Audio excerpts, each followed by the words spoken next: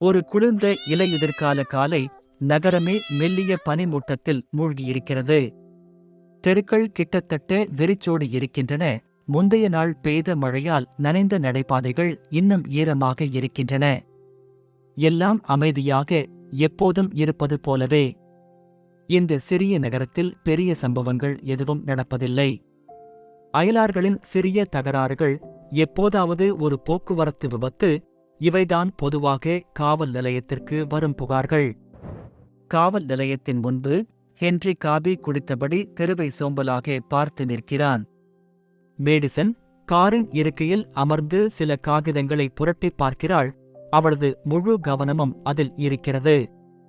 திடீரென ஹென்ரியின் கண்கள் ஏதோ ஒன்றில் தடுக்கின்றன. ஒரு பூனை. சாம்பல் நிற மயிரும் ஆழமான, ஏதோ சொல்ல முயற்சிப்பது போன்ற கண்களும் கொண்ட ஒரு பூனை. இவனை இங்கு பலமுறை பார்த்திருக்கிறான். ஆனால் இவனுக்கு உரிமையாளர் யார் என்று யாருக்கும் தெரியாது. சில சமயம் வந்து அமைதியாக அலைந்து பின்னர் ஒரு பேய் போல மறைந்து விடுவான். இன்று ஏதோ வித்தியாசமாக இருக்கிறது. பூனையின் நடையில் ஒரு நோக்கம் இருப்பது போல தோன்றுகிறது. திடீரென அவன் உரத்த குரலில் கத்துகிறான். அந்த ஒலி தெருவில் எதிரொலிக்கிறது, உதவிக்கான அழைப்பு போல. ஹென்றி குனிந்து கையை நீட்டுகிறான். ஆனால் பூனை அருகில் வரவில்லை. மாறாக பின்னோக்கி தாவி அவர்களை உற்று பார்த்து மீண்டும் ஒரு கத்தல். இப்போது மேடிசனும் கவனிக்கிறாள். அந்த கண்களில் ஒரு தீவிரம் இருக்கிறது, ஒரு மயக்கும் பார்வை. ஹென்றிக்கு தோன்றுகிறது, இந்த பூனை ஏதோ காட்ட முயற்சிக்கிறது. மேடிசன் முதலில் இதை வெறும் பூனையின் நடத்தையாக நினைக்கிறாள். ஆனால் பூனை மீண்டும் கத்தி திரும்பி தெருவில் நடக்கத் தொடங்குகிறான்.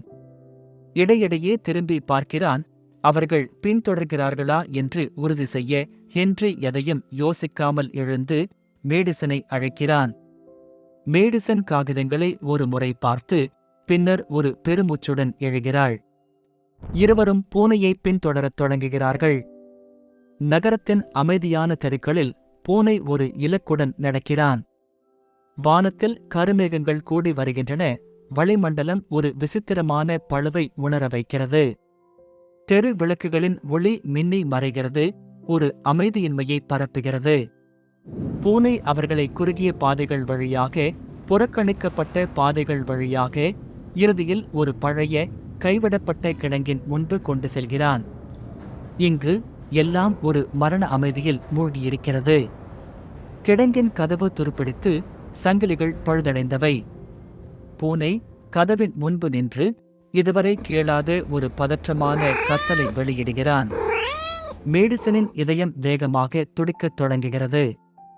ஹென்றிக்கு தோன்றுகிறது, இங்கு ஏதோ சரியில்லை, ஏதோ கண்டுபிடிக்கப் போகிறார்கள்.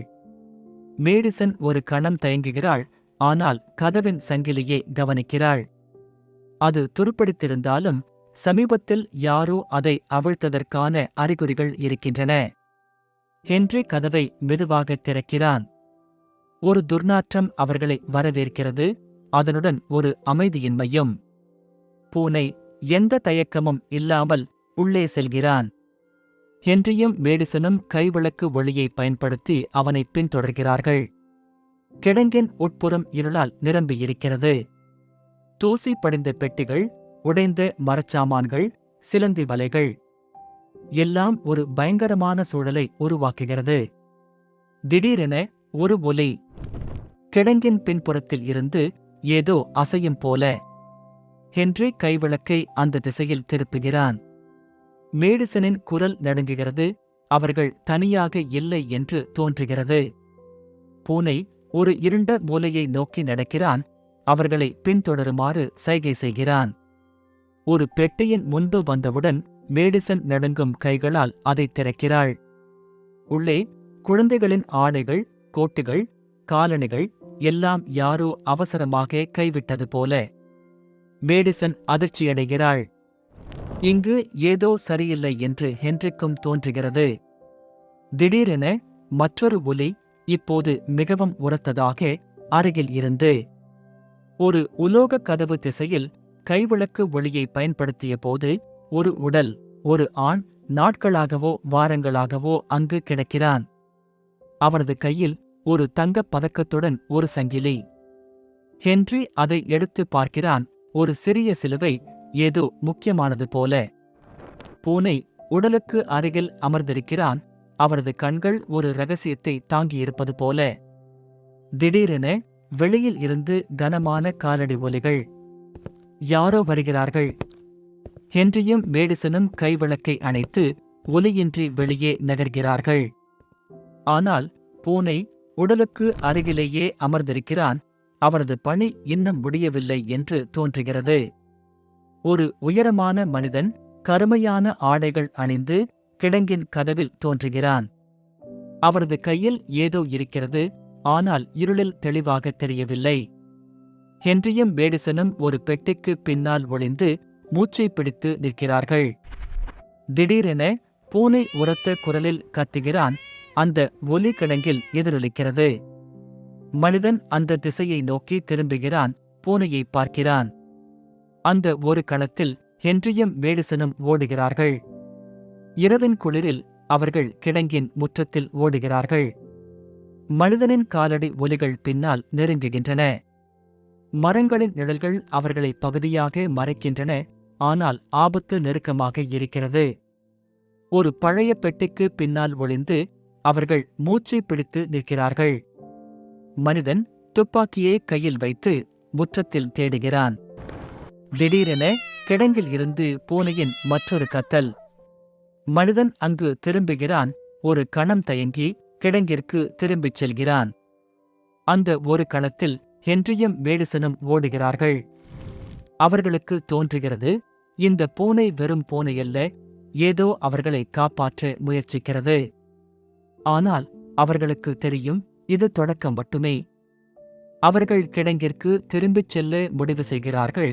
மேலும் ஆதாரங்களை கண்டுபிடிக்க ஒரு சிறிய உடைந்த ஜன்னல் வழியாக அவர்கள் உள்ளே நுழைகிறார்கள். உள்ளே பழைய அலமாரிகள், துருப்பிடித்த கருவிகள், ஒரு துர்நாற்றம். மேடிசன் ஒரு இரும்பு கேபினட்டை கண்டுபிடிக்கிறாள். ஒரு இரும்பு கம்பியை பயன்படுத்தி அதை திறக்கிறாள்.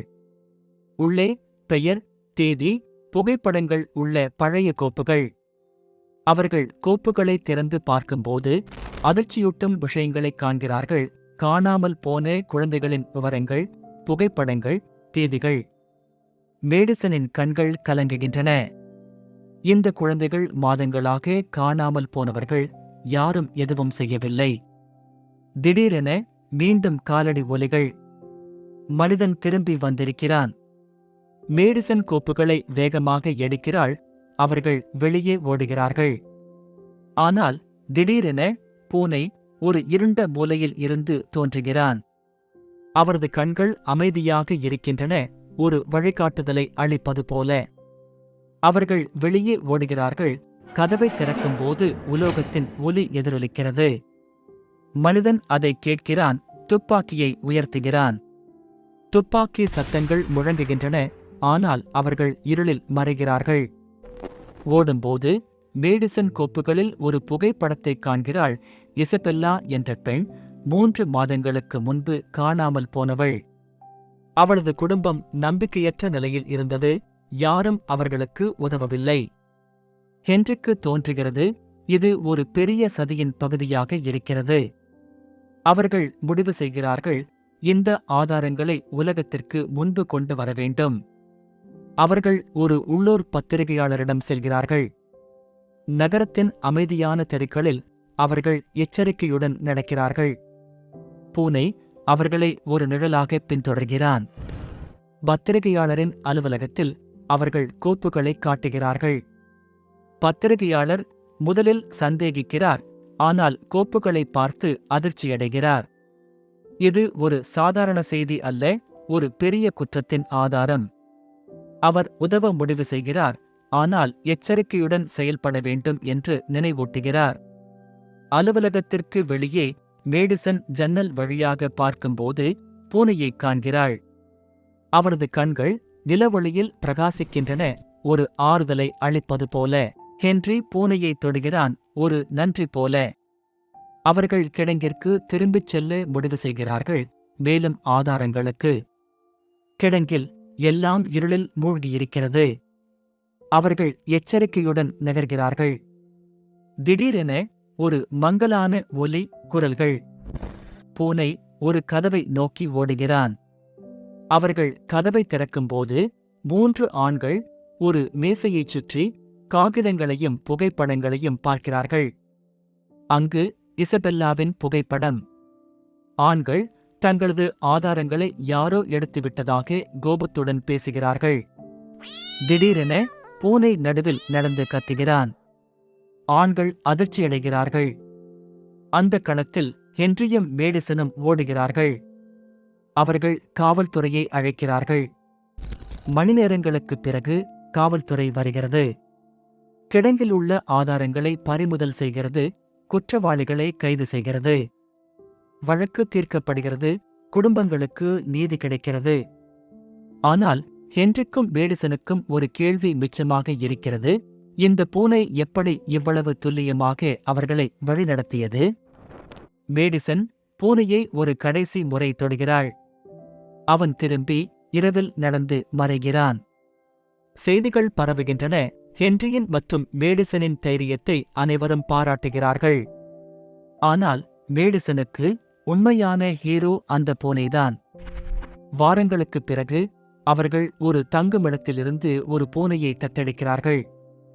அவரது கண்கள் அந்த மர்மமான பூனையின் கண்களை நினைவூட்டுகின்றன.